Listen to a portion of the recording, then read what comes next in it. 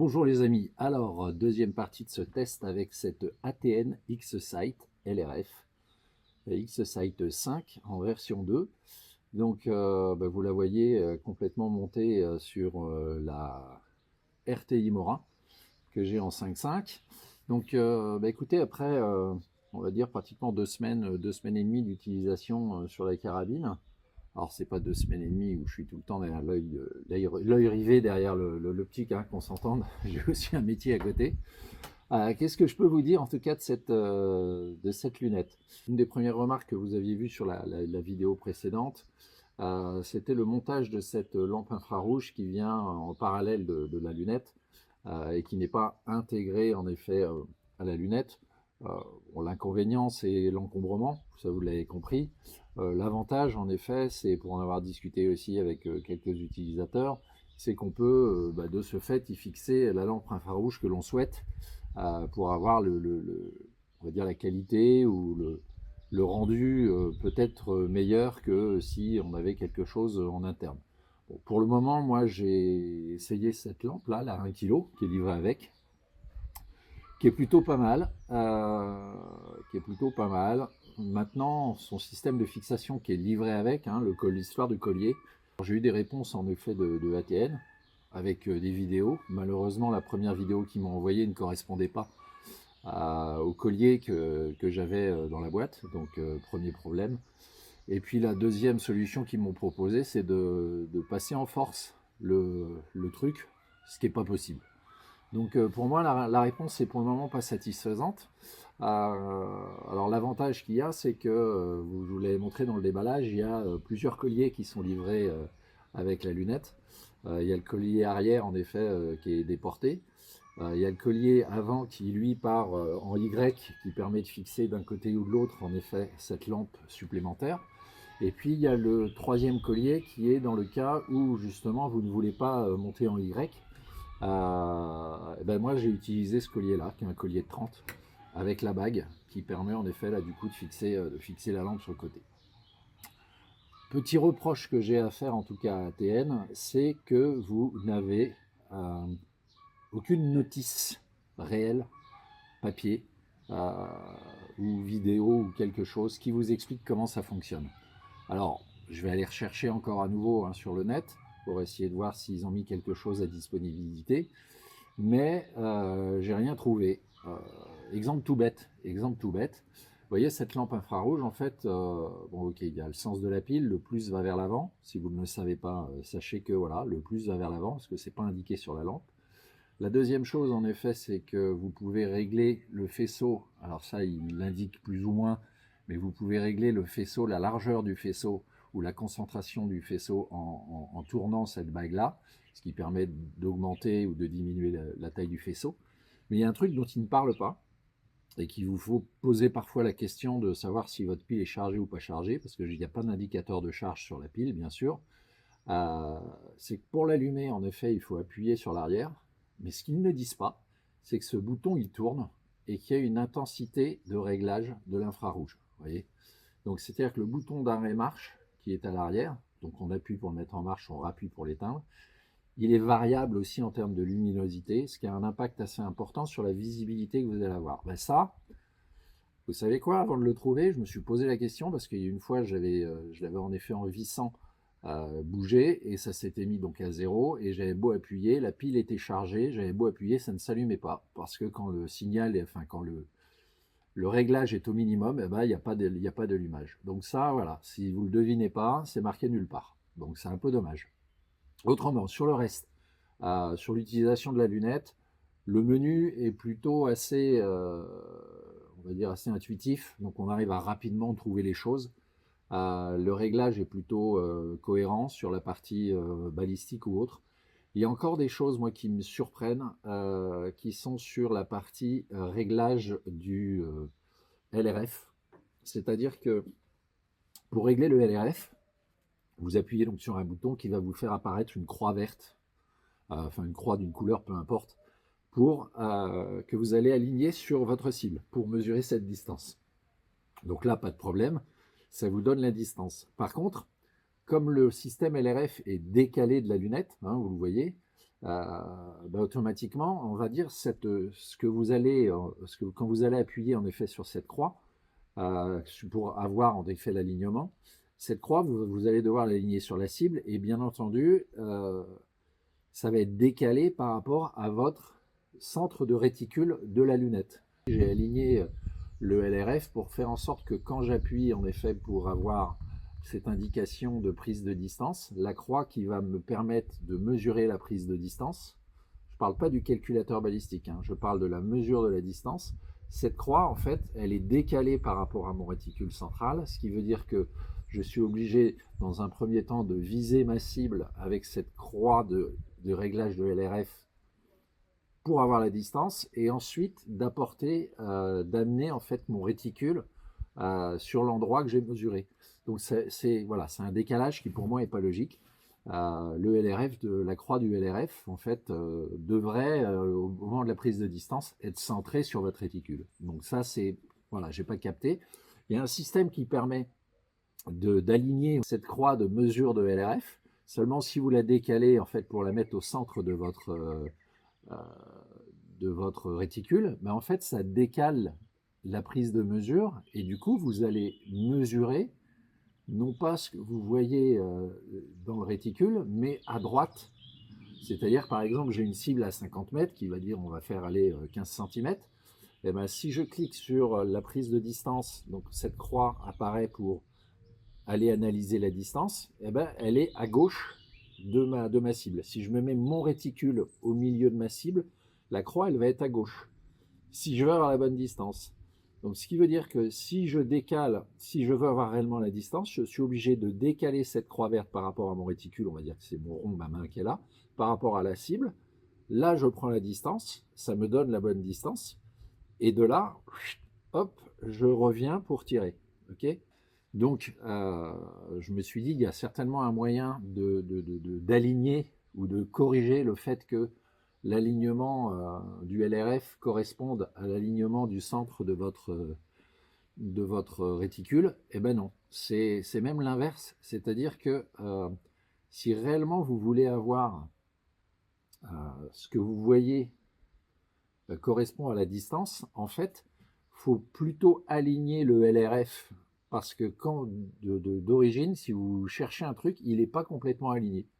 Donc c'est bizarre, c'est un truc que j'ai pas encore capté, et encore une fois, il n'y a rien qui m'indique en tout cas comment trouver la réponse. Pour vous présenter en tout cas ce type de matériel, c'est que j'ai aucun moyen de fixer une caméra pour filmer l'intérieur et vous montrer le menu.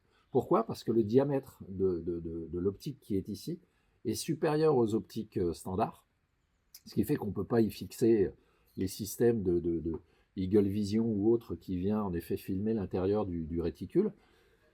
Alors vous allez me dire, oui, c'est pas fait pour, puisqu'il y a déjà un système pour filmer à l'intérieur. Je suis d'accord. Le seul problème, c'est que, en effet, quand vous filmez avec la caméra qui est intégrée à la lunette, vous n'avez pas le menu. Vous n'avez que ce que vous voyez, ce qui paraît assez logique, hein, mais vous filmez en fait la situation, mais vous n'avez pas le menu ni les pré-réglages. Donc, il y a la possibilité de mettre un écran déporté, hein, c'est-à-dire qu'il y a la lunette permet en fait d'envoyer un signal sur une tablette déportée. Et ce que vous allez avoir comme image, en effet, en image déportée, c'est ce que vous voyez aussi avec la lunette, pas le menu dedans. Donc, difficile de vous montrer le menu. En tout cas, voilà, le menu est plutôt bien fait, lui, par contre. J'ai vraiment apprécié tout ce qui est système de paramétrage balistique.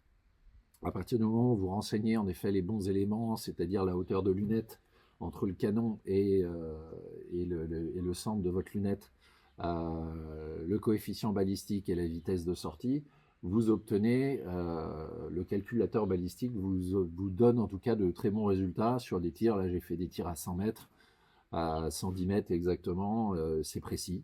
La chose entre guillemets la plus délicate au départ, c'est d'aligner votre réticule quand vous faites un zérotage à 50 mètres.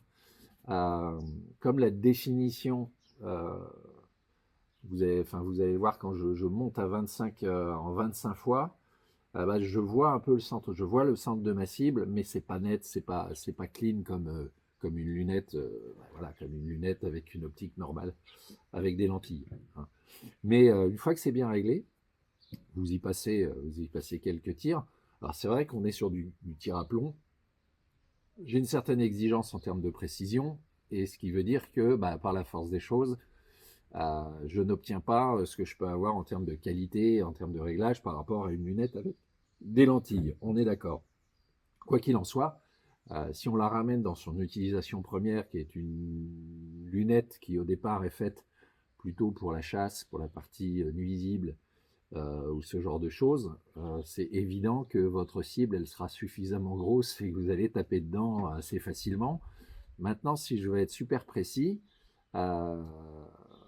ouais, j'ai pas, voilà, si j'ai la précision exacte, je vais avoir du mal. Après, en effet, en chasse, j'imagine qu'ils n'ont pas les mêmes exigences de précision que ce que l'on peut avoir. J'ai fait quelques vidéos, de jour, de nuit aussi, avec l'infrarouge. Donc, je vous laisse découvrir ce que ça donne. Là, on a une cible qui est là-bas à 50 mètres. Donc, c'est une information que j'ai bien entendu dans la lunette. Et volontairement, je vais m'aligner sur un point. On est en x5. Donc, ça vous donne une idée, en tout cas, de la netteté ou de la qualité de l'image. Donc, x5, vous voyez qu'on est quand même un peu loin au niveau de la cible. Donc je vais aller en x10 pour vous montrer ce que ça donne. 7, 8, 9, voilà. Nous voilà en x10. Donc là, la qualité de l'image, pour moi, elle est encore propre. C'est encore nickel. On arrive à voir ce qu'on fait. Et je peux aligner, en effet, mon réticule au centre de ma cible. Bon, si j'aimerais être un peu plus précis, après tout, elle va en x25. On va aller déjà en x15. 13, 14, voilà, on est en x15. Donc vous voyez qu'en x15 encore, on est pas mal. On est pas mal. On n'a pas trop de parasitage, c'est plutôt pas mal. Là où on commence à avoir du parasitage, c'est à partir du moment où on atteint les points 19.20. Je vais vous montrer.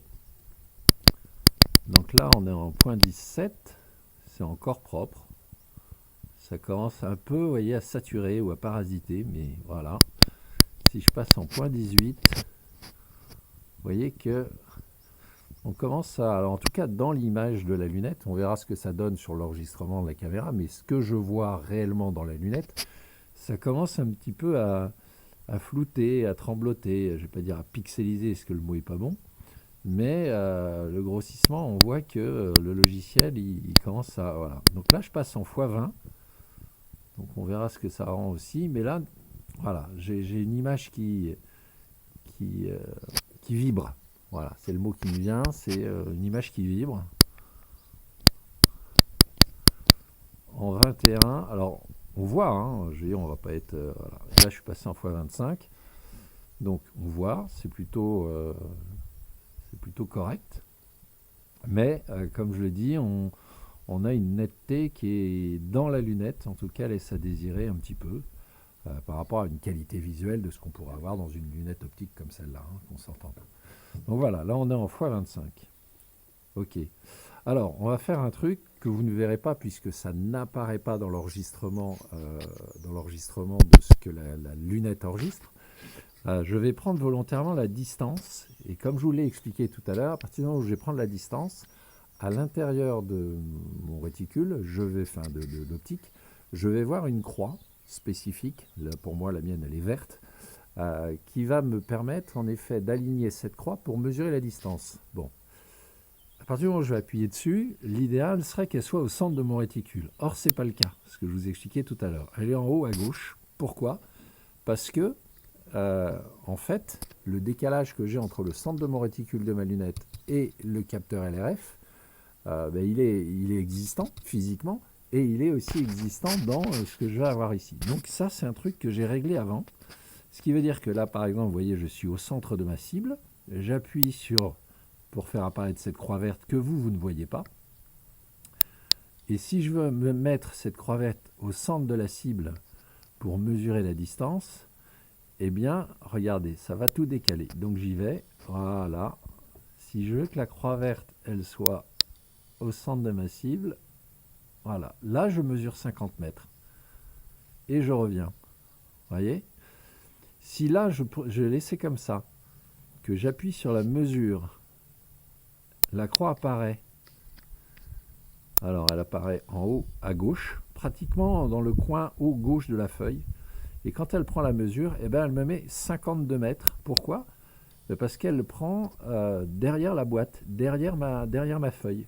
C'est un peu ce que je reproche en fait à ce système, c'est justement le fait que cette croix de mesure de la distance ne soit pas alignée tout simplement, et que la correction qu'on peut faire, eh ben, ça puisse corriger en fait tout simplement la mesure. Voilà. Ok, bon ben voilà, vous avez une vision déjà à 50 mètres de ce que ça peut donner.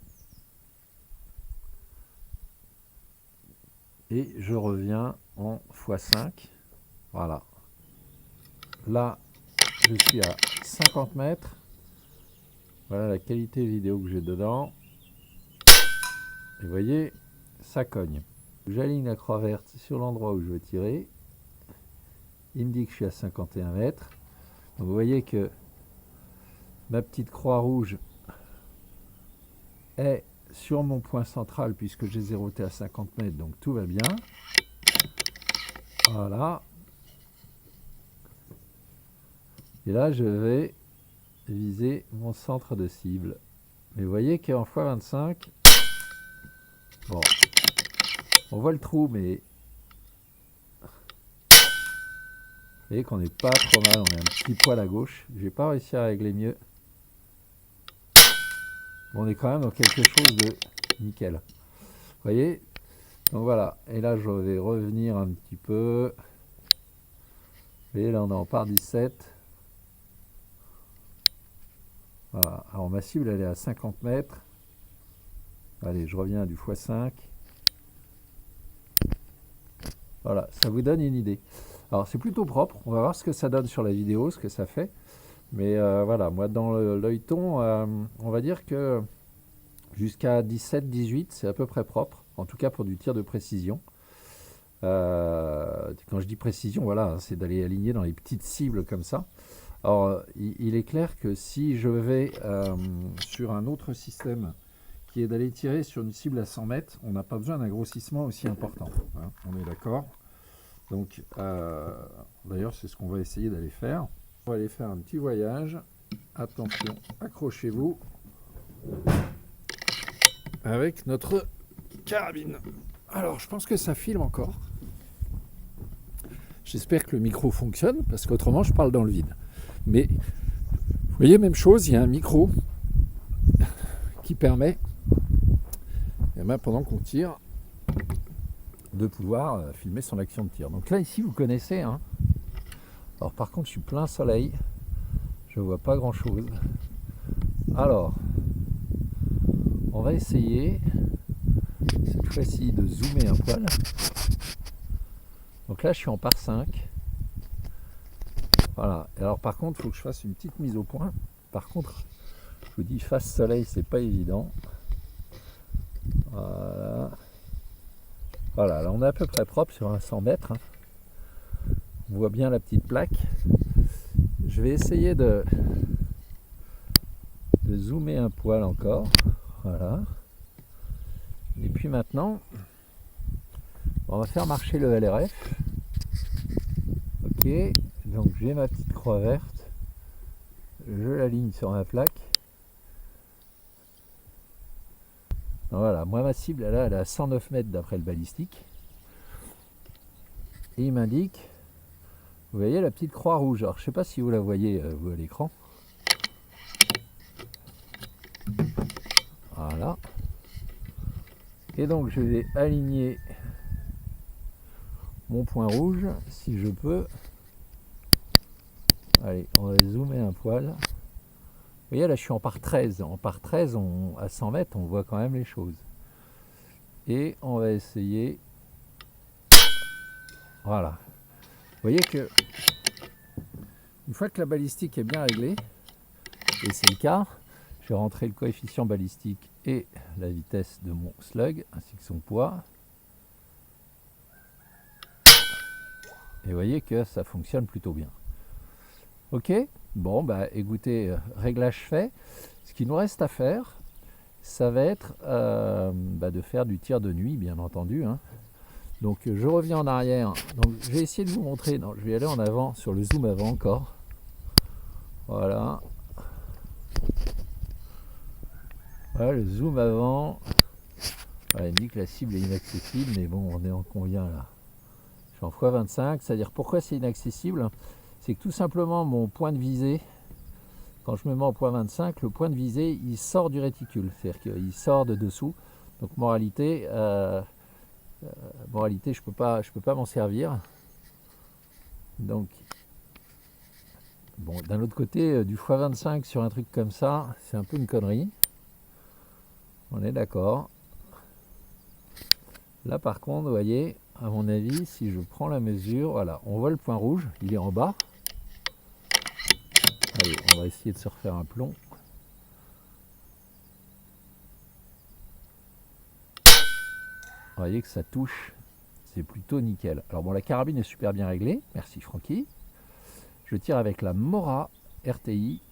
Alors après, quelques petits réglages et tout qui va bien, elle est impeccable, hein, c'est de la précision.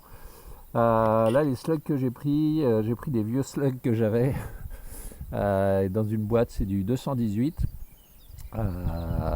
C'est du Javelin en 34 grains.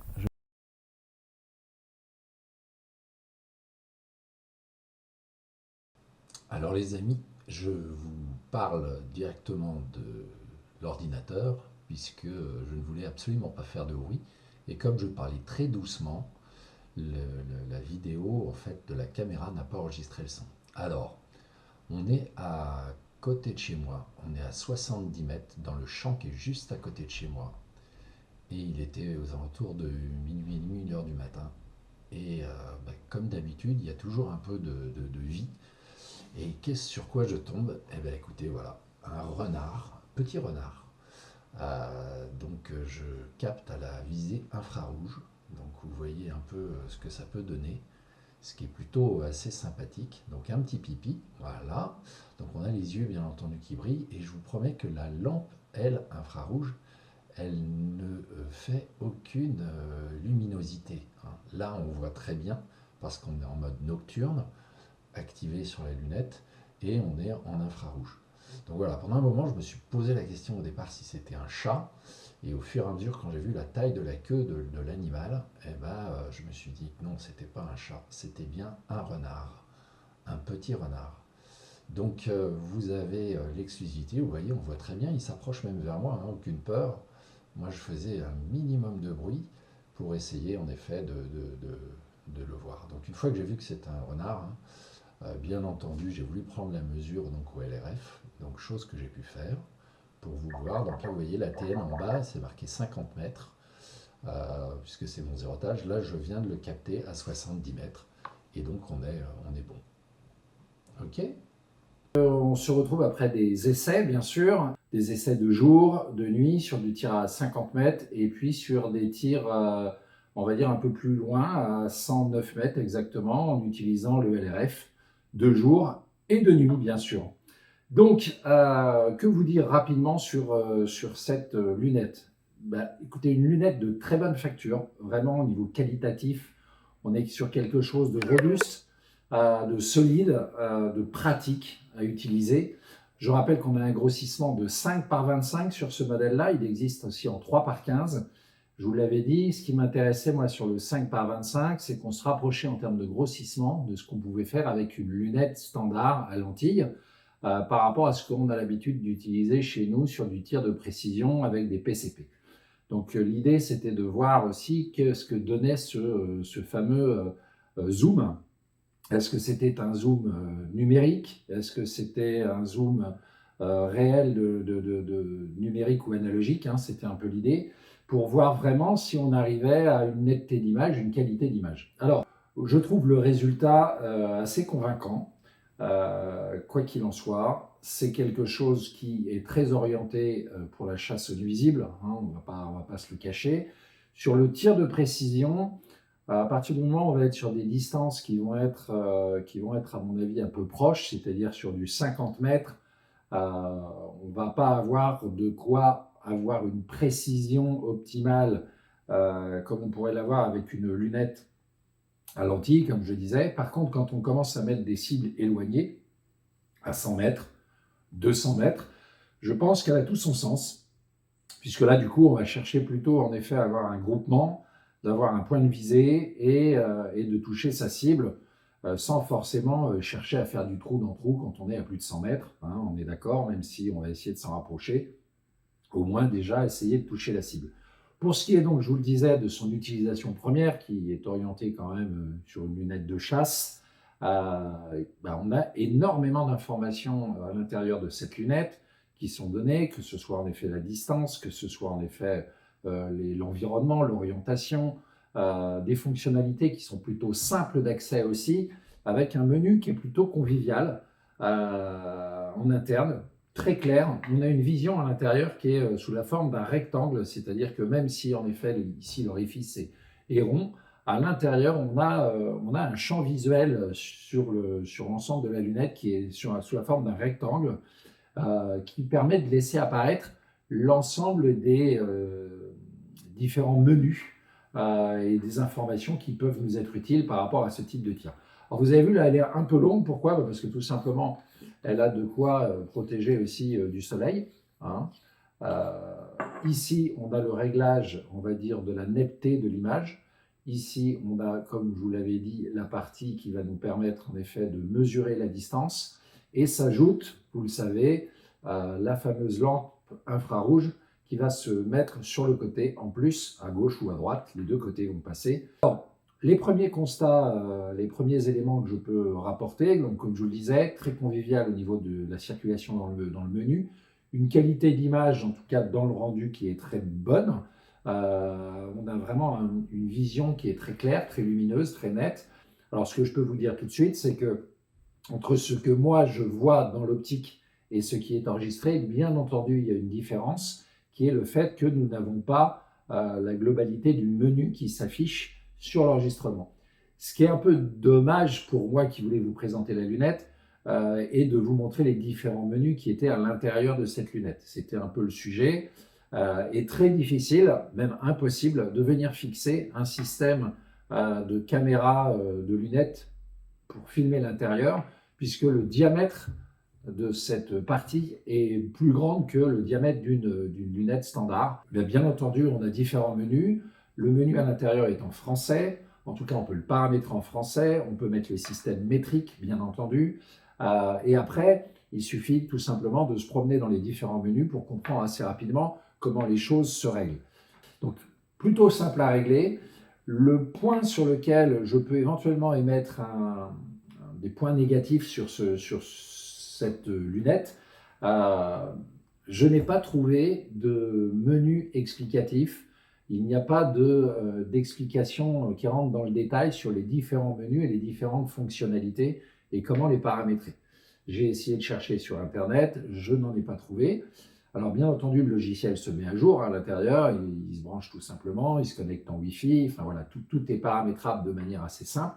Par contre, bien sûr, il faut être un peu éveillé aux nouvelles technologies pour assez rapidement se retrouver. Autrement, écoutez, on cherche, hein, de toute façon, arrive un moment, on arrive à trouver le réglage. Donc, un peu ce que je regrette, c'est qu'il manque réellement une notice.